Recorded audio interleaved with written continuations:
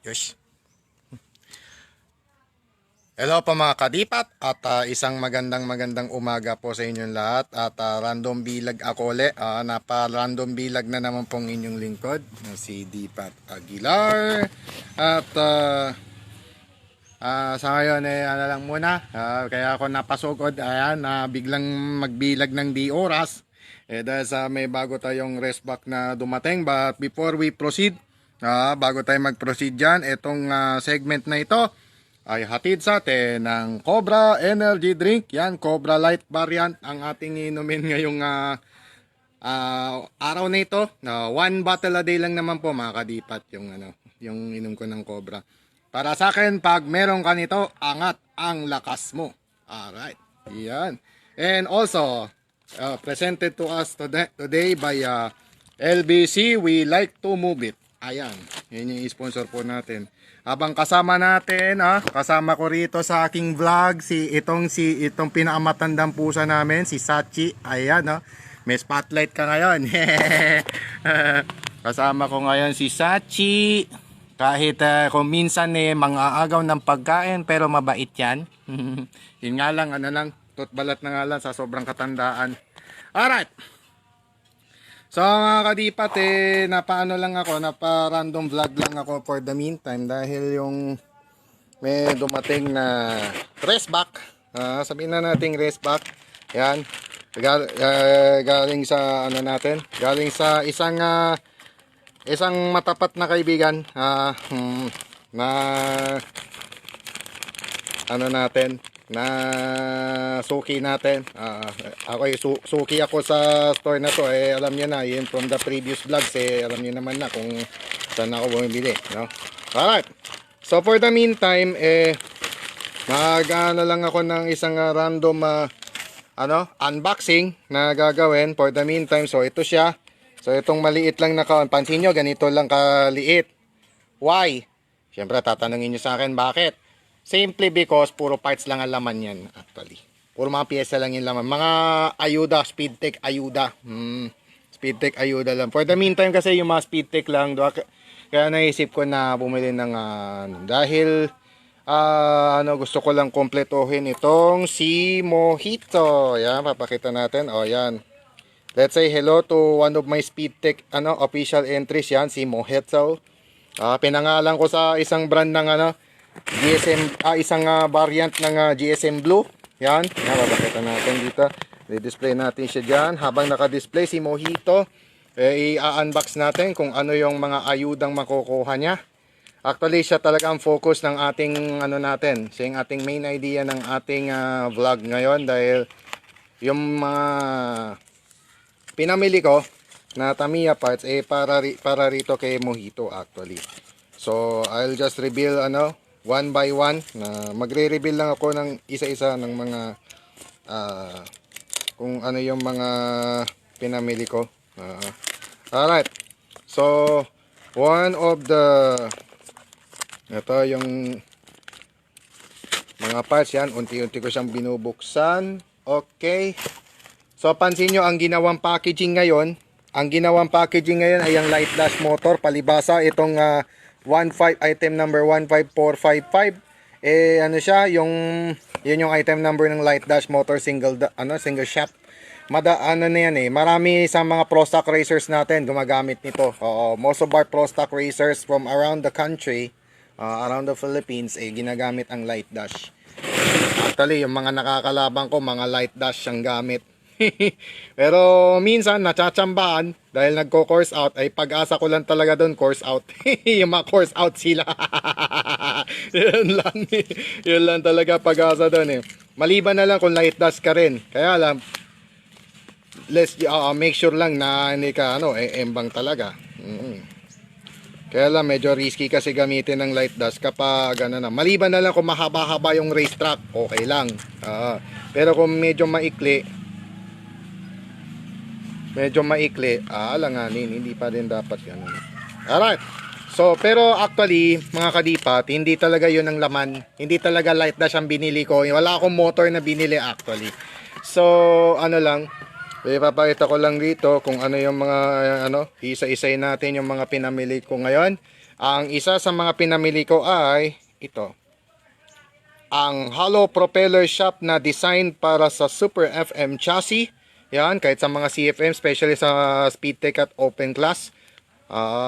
Type 5 at Super FM, Type 2, Type 4, Type 5, Old FM at Super FM. So, in this case, kaya nakasentro ngayon si Mojito dahil siya talaga yung katanggap ang recipient nitong naturang part na to. Dahil yung hollow propeller ko sa ngayon medyo medyo laspag na eh. Pero i-double check ko lang din just to make sure. I'll just have to make sure about this check ko lang yung drivetrain kay Green Penoy this time. Kung sakaling okay pa yung hollow propeller shaft nito, bibigay ko rito kay Green Penoy. Yan. Alright. So yun yung isa sa mga pinamili ko, yung hollow propeller shaft. Ang item number ng naturang pinamili na to ay 15206. I repeat, 15206 ang item number ng hollow propeller shaft designed for Super FM chassis. Yung kulay dark navy blue for FMA, Double X, Super X. Yon. Ang naman, yung green na hollow propeller shaft, ginagamit naman yon para sa Super 2, AR, VZ, BS. Yan. Alright. So, ang presyo nito sa Japan is 160 Japanese yen. Ayan, 160 yen ang presyo ng naturang piyesang yan. No? Alright. Ang iba pang binili ko na parts ay itong 10-piece white pinion gears. Ayan, special. Actually, old school pinion itong white pinion. Oo. Nung nagsisimulang uso ang mini 4-wheel drive craze dito sa Pilipinas, way back from my high school days actually. Alam niyo na, para sa mga batang 90s na katulad ko, 1987 po ang inyong lingkod actually. So, kung maaalala nyo mga kadipat, ito yung madalas na na pinion ng mga motor doon sa mga old school chassis kagaya na Super 1, Super TZ, ganyan. Actually, sa Super FMs din meron. Yung Bracken Gigant at Gun Blaster, meron nito. Nung Super FM pa sila. Usually, mga carbon pinion na yung stock pinion, di ba? Pero ito talaga yung isa sa mga pinakaunang pinions na ginagamit natin. So, ito lang, unfortunately kasi, ito lang yung available sa Tamiya Changi Online. Special thanks pala kay Sir Irvin Merel Constantino and to the rest of Tamiya Changi Online for this wonderful items. Thank you so much at kararating nga lang po kaninang alas 10.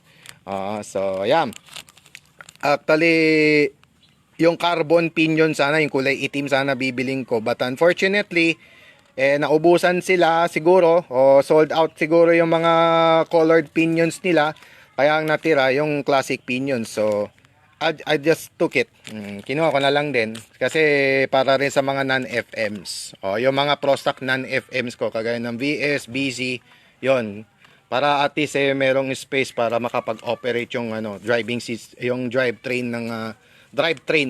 ng mga VS at VZ chassis sa kahit anong category. Actually kahit anong category. Pero in this case sa pro stock non-FM. Alright. Next on the list ay ang by the way, ang item number pala nung 10-piece white pinion is 89836 AO7005. Item number is 7005. 7005 AO7005. At ang presyo nito bawat 10 piraso ay 150 yen. Ito naman ay 160 yen, itong G2 set. Yan, para sa mga Super FM, sa mga FMA, at sa mga X at Double X chassis. Yeah, doon natin madalas magamit itong G2. Ayan, Super FM, FMA, Super FM, FMA, sa Super X, tsaka Double X chassis. Yan. Alright. So, ang item number na to AO1019 or 94773. Yung item number. For every 10 pieces ng G2, so ibig sabihin 5 Tamiya Mini 4-wheel drive cars na Super FM, Super X, Super Double X at FMA chassis ang makikinabang dito hanggang 5. Dalawa kada car. 2 pieces per car. 10 yung meron. So hanggang 5. Pwede hanggang 5. Okay. Ang presyo nito sa Japan is 160 yen. Next. Next on the list. Okay. Ang second to the last item na i-reveal ko, ito yung fluorine coated shop straight. Yan, fluorine coated shop. Ayan, para kina Mojito at Green Penoy din. Yan, para rito. Kay Mojito at kay Green Penoy. Actually, kay Papa Roach pwede rin. Bibilan ko lang din ng isa pa next time. Sa susunod na buwan siguro, si Papa Roach naman ang iaayudahan ko. For the meantime, yung mga Super FMs ko muna na Speed Tech. Para naman may laban talaga tayo. Alright. By the way, ang item number ng fluorine coated shop, gear shop straight. Yan, sa mga counter gears na straight. Ang gamit kagaya ng MS, Super FM, yun lang ata Super TZ, TZX test, hindi, rib pala yung kanya, no? Usually MS, MA, tsaka Super FM ang maaagamit nitong straight. Yung iba kasi rib, kagaya ng AR, VZ, VS, FMA, rib naman. Rib. Rib meaning may bukol. Ito straight diretso ito walang bukol. Ang item number nito 15390. I repeat, 15390. Dalawang fluorine coated shop yan. Specially designed sa MS yan. Pero pwede rin gamitin ng, gaya nga nasabi ko, pwede rin gamitin ng Super FM chassis. Dalawa. Isa lang kada Super FM chassis. So, dalawang Super FM chassis ang katumbas niyang bawat set na yan. And finally, ang isa ko pang binili ay itong pinaka-importante para kay Mojito ay ang AO620 bearing. Sa wakas, nakakuha rin ako ng dalawang set. Yan, si Alenjo Del Castro. Hello sa'yo. Magandang tanghali. Okay, ang item number nito ay 94389 or AO1011. AO1011 620 bearing. Yung 520 ball bearing sa mga double aluminum yon at saka sa mga counter gears. Yung AO520. May nabibili rin kasi AO520. Yung AO520 na yon, gear bearing siya. Usually sa mga counter gears yon ng MS, MA at saka sa mga double aluminum rollers. Ito naman, yun talaga yung 620 bearing, ginagamit talaga yan sa mga axle bearing. So usually sa axle bearings yan. You can say na pwedeng i-consider to na isa siyang what you call this upgrade upgrade part parang high grade na rin dahil sa kamahalan nito. Dahil sa kamahalan ng presyo nito kasi ang bawat pares pala nito ay nagkakahalaga ng 780 yen. Yen ito yung pera sa Japan actually. Yung mga number na nandito, ganito yung presyo nila sa Japan. Natutunan ko lang yon kay T Hiroki actually. Credit to T Hiroki, YouTube channel na T Hiroki, Mini Forcom Master, Mini Yonku Master. Yan. Thank you so much. Arigato gozaimasu to T Hiroki. Doon sa ko na yan, doon sa knowledge na ini-impart ko ngayon sa aking vlog. Alright. So, ang presyo nito 780 yen. Dalawa binili ko actually. Dalawa kasi kapag gagamitin ito sa wheel bearing, you need 2 of these. Kailangan dalawang pares kada kotse.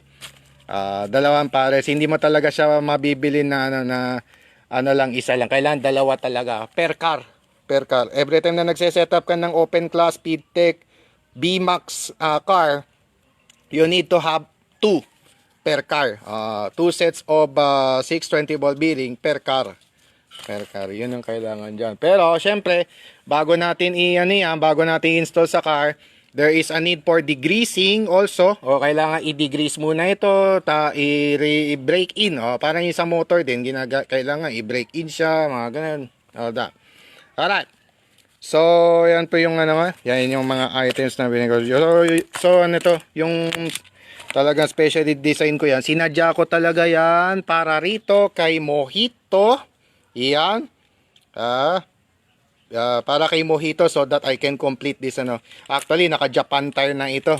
Again, special thanks to Tamiya Changi Online for this Tsaka every weekend na sila na isa sila sa mga main sponsors ng ng weekend races nila sa Bulacan, doon sa Centro Mall Malolos Bulacan. Yan, doon na sila ginaganap. O syempre mall hours lang.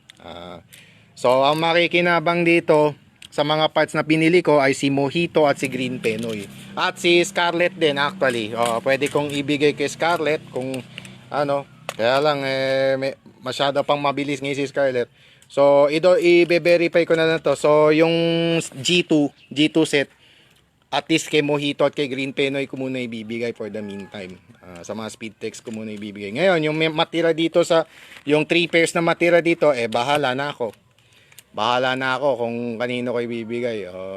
Anong Super FM o FMA. Sa ngayon kasi, yung dalawang Cosmosonic ko, okay pa naman eh. Okay pa naman yung takbo. Si Cosmo Atomica at saka yung isa pang B-Max, Basic Max na Cosmosonic. Okay pa naman yung G2 nila. So, I guess, i-reserve ko na lang muna yung mga... Tsaka yung mga pinion naman para rito. Para rito sa mga atomic ko rin na non-FM dito. Dito ko siya ilalagay actually. Ito yung bali ito yung motor na gagamitin ko. Kung sakali mga may pagkakataong makasali sa sa mga races soon. Ito yung ito yung mga gagamitin kong motor. Naka-assign na yan. Pansin nyo. Yung mga nasa taas, ito yan. Designed for Pro Stock, FM and FMA. All tuned yan. Puro tuned lahat yan. Yan delikado kasing gamitin yung mga dash. Tsaka power hungry din. Malakas kumain ng baterya kasi yung yung mga ito kasi mas lalo na kung mataas ang gear ratio, no? Okay. Yung naman, ito nakalagay Pro Stock non-FM, yung mga nasa baba. So definitely yung white pinions na binili ko ngayon, dito ko siya ilalagay. Alright. So ayan, so that explains how why did I buy these items. Simply because para ma-maintain yung para magkaroon ng magandang maintenance yung aking mga auto. Alright. So, yun na yung natin, yung kwentuhan natin ngayong araw. Nag-share lang naman ako ng aking experience for the meantime. Yung share ko lang kung bakit bakit gusto kong bilhin yung mga ganun eh. Actually, hindi yung chine-check ko talaga kung bago ko bilhin yung mga product, I make sure na yun talaga yung kailangan ng mga car. So tingnan na lang natin sa mga susunod na araw kung anong development ng mga mga piyesang binili ko for this month. Mga buwan-buwan na lang siguro. Kahit buwan-buwan na lang ako bumili. Sabi ko nga pwede rin na kahit 1,500 a month pesos 1,500 pesos a month. Walang problema. Walang problema yan. Pwede namang unti-unti niya. Si T. Hiroki nga. Si Hiroki-san talagang okay lang na unti-unti. Gusto kasing i-emphasize sa atin na hindi kailangan mahal ang Tamiya Mini 4-wheel drive. Nagiging mamahalin lang siya paglipas ng panahon. As time goes by, So, pwede namang unti-unti, hindi naman kailangan magmadali na unless mayaman ka talaga. It's your right to make Pacquiao. Yung mamakyaw ng mga piyesa na gusto mo. You may scoop of it, all of it. As long as you're a rich guy, a rich kid, or basta anything rich, yan. Basta mayaman ka, no problem. Pero kung kung may kaya ka lang o mahirap ka lang na nagsisikap lang, actually hindi naman kailangan madaliin. Pwede pa rin. Pwede pa lahat. Sabi ko nga, ang Tamiya Mini 4-wheel drive para sa akin, para po sa inyong lingkod, ang Tamiya Mini 4-wheel drive ay para sa lahat. Walang discrimination. Wala pong discrimination dito. Everyone can play. Everyone has the right. Everybody has the right to play Mini 4-wheel drive. As long as you have the desire to enjoy the hobby. Basta nasa puso mo yung paglalaro, walang problema po yan. Alright. So, that does it mga kadipat. Yun nga yung message na iiwan ko sa inyo mga kadipat before I cut this vlog. Alright.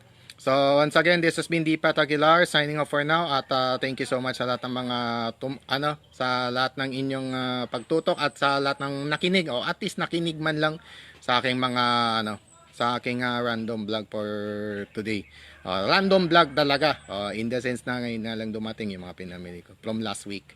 Alright. So, yan.